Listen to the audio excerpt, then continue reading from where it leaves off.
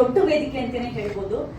ಒಬ್ಬ ಸಿನಿಮಾ ಕಲಾವಿದೆಯಾಗಿ ಬರೀ ಸಿನಿಮಾ ಮಾಡೋದು ಒಂದೇ ಅಲ್ಲ, ಅದರ ಪ್ರಚಾರ ಕೂಡ ಅಷ್ಟೇ ಇಂಪಾರ್ಟೆಂಟ್ ಆಗುತ್ತೆ.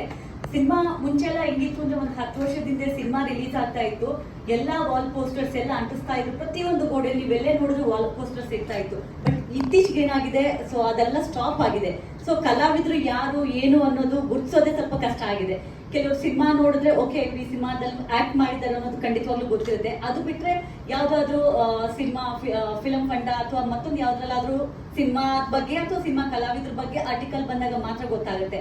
ಅದು ಹಿಂಗ್ ಬರುತ್ತೆ, ಹಿಂಗ್ ಹೋಗುತ್ತೆ. ಆದ್ರೆ ಚಿತ್ರಸಂತೆ ಅನ್ನೋ ಒಂದು ಮ್ಯಾಗಝಿನ್ ಏನಿದೆ, ಇದು ಎಷ್ಟು ವರ್ಷ ಆದ್ರೂ ಪ್ರಿಂಟ್ ಮೀಡಿಯಾ, ಯಾವಾಗ್ಲೂ ನಮ್ ಫೋಟೋ ಎಷ್ಟು ವರ್ಷ ಆದ್ರೂ ನಾವು ಹಳೆ ತೆಗೆದು ನೋಡಿದಾಗ ನಮ್ ಫೋಟೋ ಖಂಡಿತವಾಗ್ಲೂ ಅಲ್ಲಿರುತ್ತೆ.